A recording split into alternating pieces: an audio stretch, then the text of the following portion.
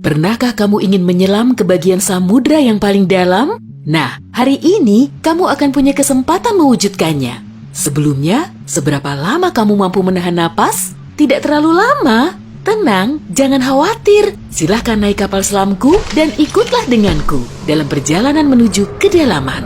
Siap? Oke, ayo menyelam.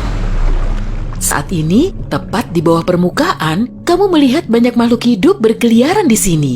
Banyak sekali ikan dan hewan laut, serta halo, orang-orang yang sedang berenang melambaikan tangan ke kita. Tapi kita tak akan berlama-lama di sini.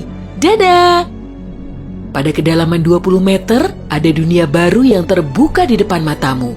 Terumbu karang dangkal tumbuh dengan indah tidak jauh dari pantai. Dan hey, kita bertemu banyak orang lagi di sini. Tapi kali ini, mereka adalah penyelam scuba.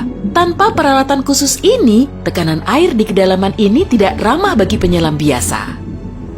40 meter adalah kedalaman tempat kita berpamitan, bahkan kepada penyelam rekreasi. Ini adalah batas maksimum yang diizinkan untuk mereka. Selamat bersenang-senang, teman-teman. 60 meter, dan kita bertemu orka pertama. Paus ini mendiami perairan yang relatif dangkal di hampir semua laut dan samudra di dunia. Tahukah kamu bahwa orka adalah predator puncak? Artinya, orka tidak punya musuh alami dan tidak ada yang bisa mengalahkannya. Pada kedalaman 70 meter, kita bertemu dengan hiu paus, spesies ikan terbesar yang diketahui dunia dengan berat mencapai 60 ton. Umurnya pun lumayan panjang, semoga panjang umur selalu ya. Hiu paus bisa hidup sampai sekitar 130 tahun. Sekarang, lihatlah keluar. Jika kamu melihat penyelam scuba, artinya dia adalah seorang profesional. Karena pada kedalaman 100 meter, mereka harus sangat berhati-hati agar tidak terkena penyakit dekompresi. Penyakit ini terjadi jika kamu naik terlalu cepat ke permukaan. Dan jika beruntung, kamu juga bisa melihat gurita Pasifik raksasa. Dia tinggal di perairan dingin mulai sedalam ini dan sampai kedalaman 2000 meter. Sekarang, kita memasuki bagian samudra yang gelap. Pada kedalaman 150 meter, hanya 1% cahaya dari permukaan yang sampai ke sini. Sisanya diserap oleh air. Segala sesuatu yang lebih dalam dari sini akan menjadi semakin gelap. Hei, lihat! Pada kedalaman 200 meter, ada oarfish raksasa yang mengitari kapal selam kita. Makhluk ini diyakini sebagai penyebab dari semua penampakan ular laut. Dan banyak yang salah kaprah. Terkadang, mereka berenang ke permukaan dan menakuti para pelaut dan perenang. Tidak heran, panjang ikan ini bisa sampai 11 meter. Pastinya cukup untuk membuat bulu kuduku berdiri. Oke, sekarang kita berada di kedalaman 300 meter. Dan sebentar, makhluk besar apa yang ada di luar sana itu? Oh, aku tahu. Itu kepiting laba-laba Jepang. Kamu bingung kenapa laba-laba? Tuh, lihat saja kaki mereka. Dan jawabannya akan datang kepadamu tanpa butuh petunjuk lain. Omong-omong, kaki-kaki ini juga yang mendominasi ukuran makhluk ini. Tubuh kepiting seperti ini biasanya hanya selebar setengah meter. Mari masuk lebih dalam. Dan di kedalaman 500 meter, kamu akan melihat paus biru terakhir. Tidak, bukan paus biru terakhir di dunia. Maksudku, ini adalah jarak terdalam yang bisa mereka tempuh. Paus biru tidak benar-benar perlu menyelam sampai sedalam ini untuk mencari makanan yang sudah berlimpah di perairan dangkal. Tapi mereka masih mampu. Sepertinya mereka hanya ingin memamerkan kehebatan. Mau bagaimanapun, mereka adalah makhluk terbesar dalam sejarah bumi, baik di samudra maupun di darat. Shh, kamu mendengar ini? Ini adalah suara yang dibuat paus sirip untuk berkomunikasi dengan teman-temannya dari jarak berkilo-kilometer. Mereka bisa melakukan ini berkat saluran shofar atau saluran laut dalam yang umumnya dimulai dari 600 meter, tapi kedalamannya dapat bervariasi. Ini adalah lapisan air yang kecepatan suaranya paling rendah dan gelombang suara dapat bergerak ribuan kilometer sebelum menghilang. Pada kedalaman 830 meter, kita telah mencapai titik tempat Burj Khalifa, gedung tertinggi di dunia. Tidak akan mungkin menunjukkan ujungnya ke permukaan jika diletakkan di bawah air. Hei, ayo kita coba. Sekarang kita memasuki bagian samudra yang sangat menarik. Di sini tidak ada sinar matahari dan banyak makhluk aneh berkeliaran. Salah satunya adalah cumi-cumi raksasa. Ya, yang luar biasa besar itu. Dia mendiami kedalaman 900 meter. Bayangkan makhluk dengan mata sebesar frisbee. Paus sperma memburu monster ini, tapi mereka dijamin mampu melawan balik. Melihat mereka bertemu adalah pemandangan yang menegangkan. Dan disinilah kegelapan pekat akhirnya menyelimuti kita. Zona tengah malam. Tekanan di sini sangat besar, sehingga jika kamu entah bagaimana bisa sampai ke sini tanpa kapal selam, kamu akan hancur dalam beberapa detik. Dan lebih malangnya lagi, tanpa melihat apapun, pasti tidak mau kan? Kembali ke topik. Di kedalaman 1100 meter terdapat Mata Barat, salah satu gunung berapi samudra terdalam di dunia.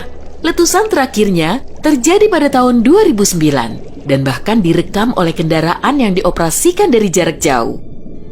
Di kedalaman 1280 meter, kita melihat hiu putih besar yang ganas. Predator ulung ini adalah jagoan di kedalaman ini. Penglihatan mereka agak buruk dan mereka bergerak menggunakan indera penciuman. Jadi, mereka sama sekali tidak membutuhkan sinar matahari untuk memburu mangsa. Aku tidak melihatmu, tapi tetap akan memakanmu. Selain itu, penyu belimbing, penyu terbesar di dunia, menyelam di kedalaman yang sama. Apa mereka sengaja menyelam sampai sini untuk bermain dengan hiu putih besar? Wah, lihat jala-jala besar itu. Kita sekarang berada di kedalaman 1500 meter, tempat metode penangkapan ikan bernama menangkap semua digunakan.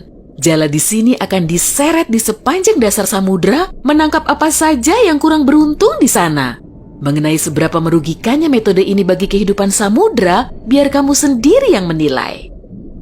Pada kedalaman 1830 meter, jika berada di Grand Canyon, kita akan duduk di titik terendah dan terdalamnya. Bayangkan semua curug di sana terisi penuh oleh air, maka seperti itulah pemandangan di sini. Nah, jika kita benar-benar berhati-hati, pada kedalaman 2000 meter, kita akan melihat ikan naga hitam. Makhluk yang bagaikan muncul dari mimpi buruk ini tinggal di bagian samudra yang dalam dan gelap.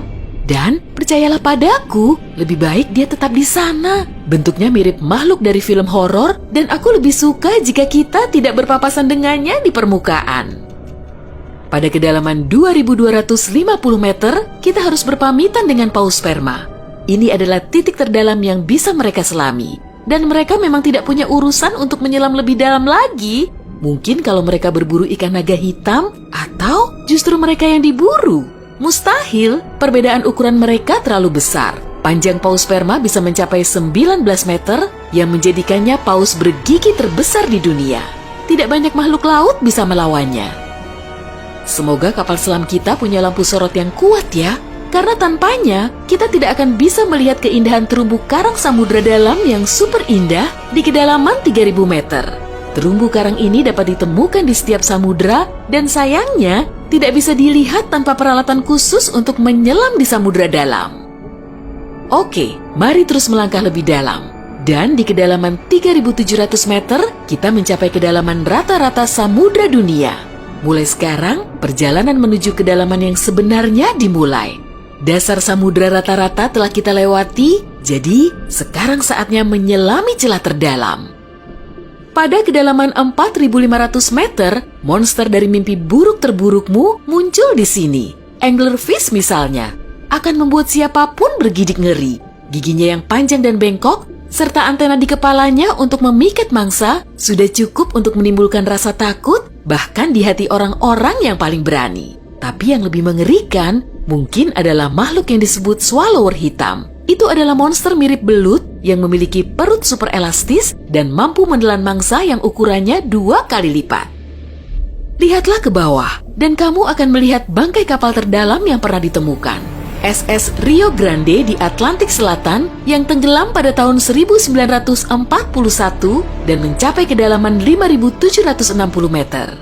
Tidak heran, kapal ini baru ditemukan 55 tahun kemudian. Sekarang, bagian samudra terdalam dan tergelap dimulai. Kita menyelam ke Palung Mariana. Menurut pengukuran resminya, Palung Mariana dimulai pada kedalaman sekitar 6.000 meter. Ini adalah area yang paling jarang dieksplorasi dan paling menarik bagi para ilmuwan dan petualang. Apa yang ada di dasarnya? Baiklah, kita akan melihatnya. Tapi selagi masih dalam perjalanan, aku akan menunjukkan hal-hal lain yang ada di sini. Misalnya, ini adalah ikan terdalam yang pernah ditemukan. Namanya ikan siput. Dan dia tinggal di kedalaman 7.900 meter. Tubuhnya tembus cahaya sehingga kamu bisa melihat menembus kulitnya. Ya, untungnya kita tidak mematikan lampu. Bentuk makhluk mungil ini ternyata sangat imut bagi makhluk yang mampu menahan tekanan sekuat ini. Makin rendah dan dalam, kamu tidak akan melihat jenis ikan atau hewan vertebrata apapun di sini. Tekanannya terlalu besar untuk makhluk-makhluk tadi. Tapi ada udang dan invertebrata lainnya. Belum lagi mikrob yang dapat hidup bahkan di bagian terdalam samudra. Dan bagian terdalam itu adalah kedalaman Challenger. Ini adalah bagian bawah Palung Mariana dan kedalamannya 10.927 meter. Ya, kita telah sampai di bagian paling bawah bumi. Tak banyak orang yang pernah ke sini dan tak banyak juga yang diketahui tentangnya. Tapi para ilmuwan tidak akan berhenti dan ada harapan kita akan segera menemukan rahasia apa yang berada di kedalaman samudra.